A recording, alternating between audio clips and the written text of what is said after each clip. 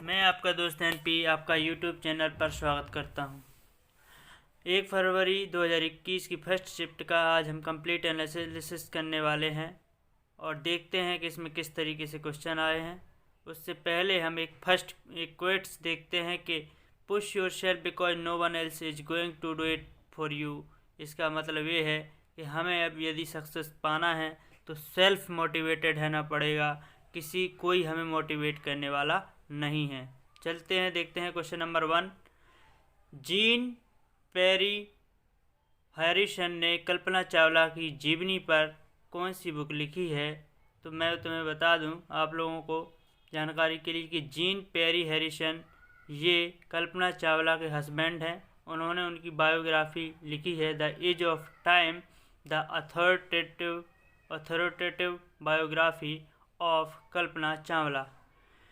तो the edge of time उनकी biography है। कल्पना चावला को आप तो जानते ही हैं कि फर्स्ट वुमेन, जो इंडिया की फर्स्ट वुमेन जो अंतरिक्ष पर पहुंचने वाली पहली महिला थी, और उनकी जीवनी जो लिखी गई है जीन पेरी हैरिसन जो उनके हस्बैंड हैं उनके द्वारा इस जीवनी को लिखा गया है। क्वेश्चन नंबर नेक्स्ट है, HIV वायरस के कारण होने वाला रोग है एड्स, जबकि एफेड्रा पादप किस वंश का है? वो जिम्नोस्पर्म का पादप है। Question number next, which is largest crude oil and natural gas company in India? तो मैंने अभी एक लेक्चर दिया है जो बड़ी महारत्न कंपनियां हैं, उनमें से एक कंपनी ये ONGC है जो crude oil and natural gas की कंपनी है, और ये इंडिया की सबसे बड़ी कंपनी है। भारत की सबसे बड़ी कच्चे तेल और प्राकृतिक गैस की कंपनी है, जिसका भारतीय घरेलू उत्पादन में लगभग 75% का योगदान है। क्वेश्चन नंबर नेक्स्ट है, कौन सी लोक कला है जो शुभ अवसरों पर घर के फर्श को सजाने के लिए की जाती है? तो इसमें आंसर है कोलम। तो और तमिलनाडु में यह बहुत ही फेमस है, कोलम चित्रकला, जो लोक कला जो अवसरों पर और फेस्टिवल पे डेकोरेट की जाती है। क्वेश्चन नंबर नेक्स्ट, प्राकृतिक गैस का भंडार किस देश में सबसे ज़्यादा है? तो प्राकृतिक गैस का भंडार कहा जाए तो सबसे ज़्यादा रूस में है और दूसरे नंबर पर ईरान है। किसमें? दूसरे नंबर पर ईरान है। ऑयल का उत्पादन सर्वाधिक USA करता है, दूसरे नंबर पर सऊदी अरब करता है, तीसरे नंबर पर रूस करता है। तेल निर्यातकों में first Saudi Arab and second रूस है और थर्ड इराक है। क्वेश्चन नंबर नेक्स्ट, नवीकरणीय ऊर्जा का सोर्स कौन सा है, अर्थात रिन्यूएबल एनर्जी का सोर्स कौन सा है?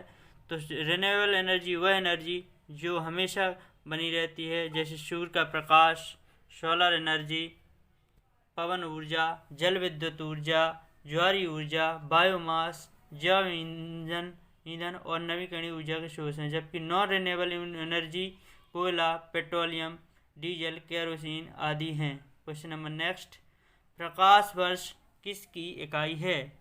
The light year is a unit of length. तो प्रकाश वर्ष जो है आप जानते हैं पारसेक, ये दूरी का मापक है और इससे डिस्टेंस नापी जाती है। एक पारसेक बराबर होता है 3.26 प्रकाश वर्ष, या कह सकते हैं कि 3.08 इंटू 10⁻16 मीटर होता है। क्वेश्चन नंबर नेक्स्ट, इनमें से कौन सा UN संयुक्त राष्ट्र का 2030 तक का विजन नहीं है? तो मैं आपको बता दूं कि इनके संयुक्त राष्ट्र के 2030 तक 17 सतत विकास लक्ष्य रखे गए हैं। सितंबर 2015 में इसकी घोषणा हुई थी और इसके 169 उपलक्ष्य हैं, और जबकि 17 लक्ष्य हैं। इसमें से कौन है संपूर्ण जगत में गरीबी मिटाना चाहे कहीं भी हो? तो इसमें सी सही है।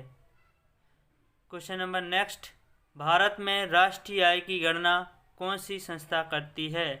तो भारत में राष्ट्रीय आय की गणना केंद्रीय सांख्यिकी संगठन करता है। भारत में अर्थव्यवस्था एक विकासशील मिश्रित अर्थव्यवस्था है। भारत में राष्ट्रीय आय का पहला अनुमान केंद्रीय सांख्यिकी संगठन द्वारा वर्ष 1958 में प्रकाशित किया गया था। इसमें 1948 और 49 को आधार वर्ष माना गया था।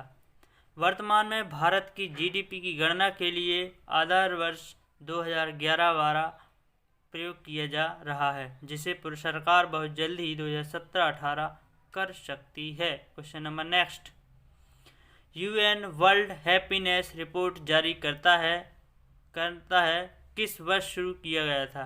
मतलब जारी करना, रिपोर्ट को जारी करना किस वर्ष शुरू किया गया था? तो the first world happiness report was released on 1 अप्रैल 2012 को किया गया था। UNO has released yearly world happiness report, मतलब हर साल यूएन हैप्पीनेस इंडेक्स जारी करती है। 2020 में सबसे फर्स्ट रैंक है फिनलैंड की, जहां के लोग बहुत खुश रहते हैं, जबकि भारत की रैंक इसमें 144 है। मतलब कितने देशों में? 156 देशों में 144 रैंक भारत की है। क्वेश्चन नंबर नेक्स्ट, किसने भारत के राष्ट्रपति का पुरस्कार जीतने के लिए आईआईटी मद्रास की पहली छात्रा बनकर इतिहास रचा? तो Kavita Gopal, President of India, gold medal award से सम्मानित होने वाली आईआईटी मद्रास की पहली छात्रा हैं। पूना पैक्ट किसके मध्य हुआ था? तो क्वेश्चन नंबर नेक्स्ट है, पूना पैक्ट किसके मध्य हुआ था? वो पूना समझौता भीमराव अंबेडकर एवं महात्मा गांधी के मध्य पुणे की यरवदा सेंटर जेल में 24 सितंबर 1932 को हुआ था। समझौते में दलित वर्ग के लिए पृथक निर्वाचक मंडल को समाप्त कर दिया गया एंड दलित वर्ग के लिए आरक्षित सीटों की संख्या प्रांतीय विधान मंडलों में 71 से बढ़ाकर 147 और केंद्रीय विधायिका में कुल सीटों की संख्या 18% कर दी गई थी। तो ये था Poona pact. Question number next, Char Minar कहाँ पर है? तो यह मैं आपको बता दूं कि चार मीनार हैदराबाद में है। पहले आंध्र प्रदेश में हैदराबाद था, आंध्र प्रदेश की राजधानी थी, लेकिन अब आंध्र प्रदेश की राजधानी अमरावती है, जबकि तेलंगाना की राजधानी हैदराबाद है। तो इस समय यह तेलंगाना में है। इसको मोहम्मद कुतुब शाह द्वारा बनवाया गया था 1591 में। आर्किटेक्ट थे मीर मोमिन अस्त्रवाड़ी। स्टाइल इंडो इस्लामिक आर्किटेक्चर है। क्वेश्चन नंबर नेक्स्ट, भारत में इंटरनेट की सुविधा कब शुरू हुई थी? तो भारत में 15 अगस्त 1995 को विदेश संचार निगम लिमिटेड द्वारा इंटरनेट सेवा शुरू की गई थी। नवंबर 1998 में सरकार ने निजी ऑपरेटरों द्वारा इंटरनेट सेवाएं प्रदान करने के लिए इस क्षेत्र को खोला। क्वेश्चन नंबर नेक्स्ट है, अंटार्कटिका में स्थित ग्लोब पर दक्षिण ध्रुव को सफलतापूर्वक फतह करने वाली पहली महिला भारतीय पुलिस सेवा आईपीएस ऑफिसर और आईटीबीपी अधिकारी कौन है? तो इसमें है अपर्णा कुमार। जनवरी 2019 में इन्होंने दक्षिणी ध्रुव अंटार्कटिका में स्थित दक्षिणी ध्रुव का सफलतापूर्वक भ्रमण किया था। तो कौन है ये महिला? अपर्णा कुमार हैं। क्वेश्चन नंबर नेक्स्ट चलते हैं, किस शहर को ऑटोमोबाइल सिटी कहा जाता है? तो ऑटोमोबाइल सिटी चेन्नई को कहा जाता है। चेन्नई का दूसरा नाम ऑटोमोबाइल सिटी है। चेन्नई इज निकनेम्ड है Detroit of India. Question number next है, यंग बंगाल आंदोलन के संस्थापक कौन हैं? तो हेनरी लुई विवियन डेरिजियो ने यंग बंगाल मूवमेंट की शुरुआत की थी। यह हिंदू कॉलेज कलकत्ता से उभरते हुए कट्टरपंथी बंगाली मुफ्त विचारकों का एक समूह था, जो 1820 से 1830 तक यह आंदोलन चला। क्वेश्चन नंबर नेक्स्ट है, केरल व कर्नाटक में होने वाली मानसूनी वर्षा का नाम आम वर्षा क्या है? आम वर्षा है। ग्रीष्म ऋतु में यहाँ पर होने वाली पूर्व मानसूनी तूफानी वर्षा को आम वर्षा कहा जाता है, क्योंकि यह आमों को जल्दी पकने में सहायता देती है। क्वेश्चन नंबर नेक्स्ट है, दीफू दर्रा कहाँ स्थित है? तो दीफू दर्रा अरुणाचल प्रदेश में है। यह म्यांमार, चाइना और इंडिया को जोड़ता है। यह जम्मू कश्मीर। कुछ और इम्पोर्टेंट दर्रे बता दूं जो इससे संबंधित है। बनिहाल दर्रा जम्मू कश्मीर में है। शिवकला, रोहतांग और बाड़ा लाचा दर्रा हिमाचल प्रदेश में है। जबकि बोमडिला दर्रा अरुणाचल प्रदेश में है। फोटुला खारदुंगला चांगला जम्मू कश्मीर में है, अर्थात इस समय लद्दाख में है। और जेलेपला और नाथुला दर्रा सिक्किम में है। मानाला लिपुलेक उत्तराखंड में है। तो मैं ये उत्तराखंड का बता दूं एक ट्रिक कि माना नीति है उत्तर देने की, यानी कि माना दर्रा, लिपुलेक दर्रा और नीति दर्रा उत्तराखंड में है। इसी तरीके से इन दर्रों को याद किया जा सकता है। क्वेश्चन नंबर नेक्स्ट, संविधान में नीति निर्देशक तत्व किस भाग में निहित है? तो नीति निर्देशक तत्व भाग 4 में, संविधान के भाग 4 में DPSP इन्हीं को कहते हैं, direct principle and state policy. और ये आर्टिकल 36 से 51 तक हैं। जबकि भाग 3 में मौलिक अधिकार हैं जो अनुच्छेद 12 से 35 तक हैं। और मौलिक कर्तव्य भाग 4A में है जो अनुच्छेद 51A है। क्वेश्चन नंबर नेक्स्ट है, वर्तमान में PSU बैंक कौन है, यानी पब्लिक सेक्टर बैंक कौन कौन से हैं जिनका नेशनलाइजेशन हुआ है? तो वर्तमान में कहा जाए तो 12 पब्लिक सेक्टर बैंक है। सबसे पहले इसका राष्ट्रीयकरण हुआ था, 14 बैंकों का राष्ट्रीयकरण हुआ था फर्स्ट चरण में 19 जुलाई 1969 में। और मैं बता दूं जानकारी के लिए कि इसका दूसरा चरण 15 अप्रैल 1980 को 6 बैंकों का राष्ट्रीयकरण हुआ था। तो अभी तक 20 बैंकों का नेशनलाइजेशन हुआ था, फिर यही आगे चल के 19 हुई और इस समय 12 हैं, प्रेजेंट टाइम में 12 हैं नेशनलाइज बैंक हैं, जिसमें से bank of Baroda, Punjab national bank जो है, bank of India, central bank of India, Canara bank, union bank of India, Indian overseas, Punjab and Sind bank, Indian bank and UCO bank and bank of Maharashtra और state of India, ये बैंकें अभी present time में हैं। यानी कि ये 12 बैंकें अभी हैं जो नेशनलाइज हैं। और सबसे बड़ी बैंक है स्टेट बैंक ऑफ इंडिया, और सेकंड लार्जेस्ट कहा जाए तो पंजाब नेशनल बैंक है इस समय, जो with merger of oriented of commerce bank and United bank में मर्ज हो चुकी है। थर्ड बैंक ऑफ बड़ौदा है और फोर्थ में है कैनरा बैंक जो with merger of syndicate bank से मर्ज हो चुकी थी। तो हमें इस क्वेश्चन से इतनी जानकारी मिलती है कि कौन कौन सी कितनी बार राष्ट्रीयकरण हुआ, नेशनलाइजेशन हुआ, कौन कौन सी बैंक आपस में मर्ज होकर और ये इतना बैंक बची हुई हैं। अर्थात पहले 20 थी, फिर 19 हुई और इस समय नेशनलाइज बैंकों की संख्या 12 है। Question number next, Dilwara temple कहाँ पर है? दिलवाड़ा जैन मंदिर कहाँ पर है?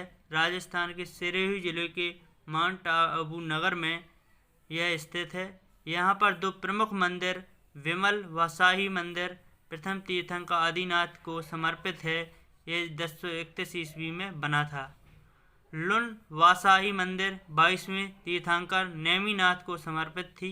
यह मंदिर 1231 में वास्तुपाल और तेजपाल द्वारा बनाया गया था। भारतीय राष्ट्रीय कांग्रेस की पहली भारतीय महिला अध्यक्ष कौन है? तो भारतीय राष्ट्रीय कांग्रेस की पहली भारतीय महिला अध्यक्ष की बात करें तो सरोजिनी नायडू हैं, जो 1925 में कानपुर अधिवेशन में अध्यक्षता की थी। यदि सेकंड कहा जाए कि सबसे पहले कौन सी महिला राष्ट्रीय कांग्रेस की अध्यक्ष थी, तो एनी बेसेंट थी, जो कलकत्ता अधिवेशन में 1917 में बनी थी। क्वेश्चन नंबर नेक्स्ट, एशिया का सबसे पुराना स्टॉक एक्सचेंज कौन है? तो एशिया का सबसे पुराना स्टॉक एक्सचेंज भारत का बॉम्बे स्टॉक एक्सचेंज है, जो इस समय जो मुंबई में है, दलाल स्ट्रीट के नाम से भी जाना जाता है। इसे फाउंडेड किया गया था 9 जुलाई 1875 को। चेयरमैन हैं विक्रम अजीत सेन और MD एंड CEO हैं आशीष कुमार चौहान हैं। क्वेश्चन नंबर नेक्स्ट, भगवान महावीर का जन्म स्थल कहाँ है? तो महावीर का जन्म स्थल वैशाली के राज्य छत्तीकुंडलपुर में हुआ था। मोक्ष स्थान इनका पावापुरी है, जो बिहार के जिला नालंदा में आता है। भगवान महावीर जैन धर्म के 24वें तीर्थंकर थे और यदि प्रथम तीर्थंकर पूछा जाए तो ऋषभदेव थे। और अन्य नाम इनके हैं वीर, अतिवीर, वर्धमान, सन्मति। क्या नाम है इनके? जैन मतलब सॉरी महावीर के और नाम भी हैं वीर, अतिवीर, वर्धमान, सन्मति। ये इनके निकनेम हैं। इनके पिता का नाम राजा सिद्धार्थ था और माता का नाम रानी त्रिशला था। तो हमें इस क्वेश्चन से इतनी जानकारी मिलती है। और क्वेश्चन नंबर नेक्स्ट चलते हैं। क्वेश्चन नंबर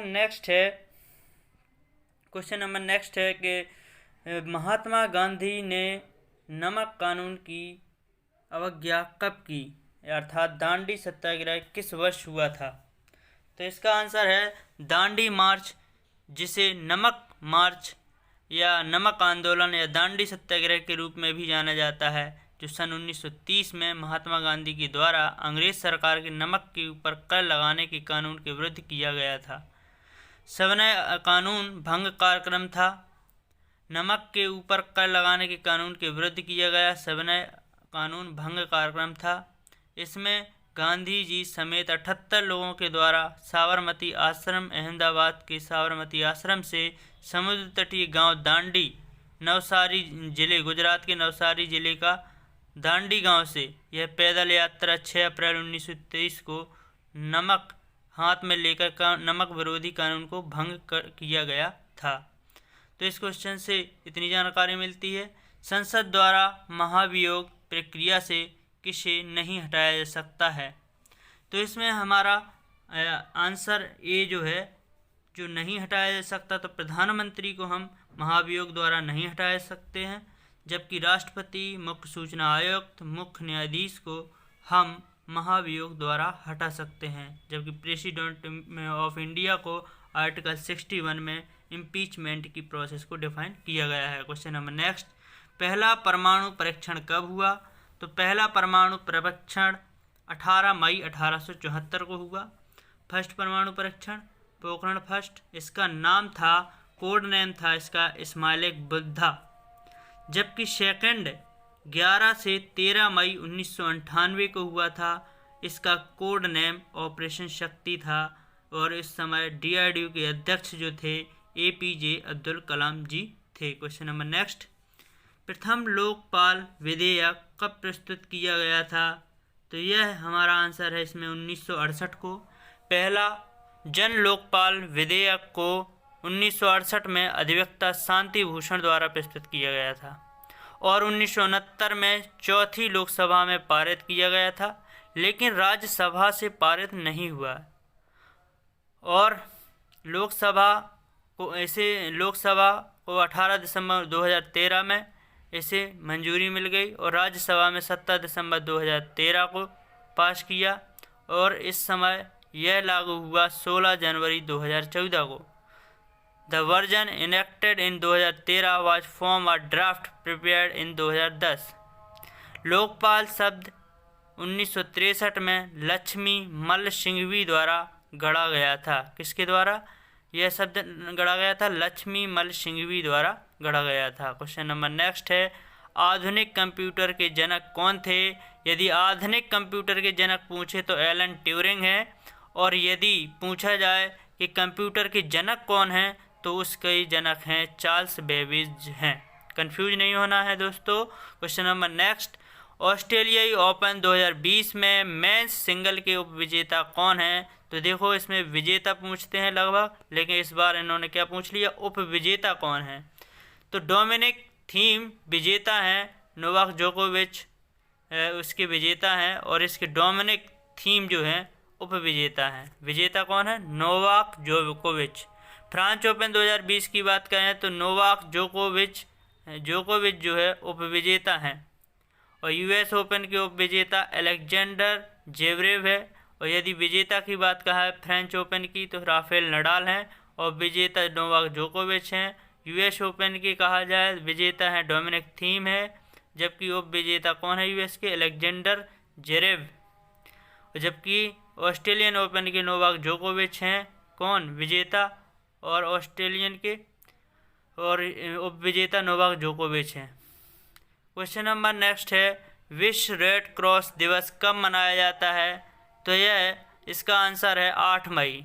8 मई को रेड क्रॉस डे मनाया जाता है।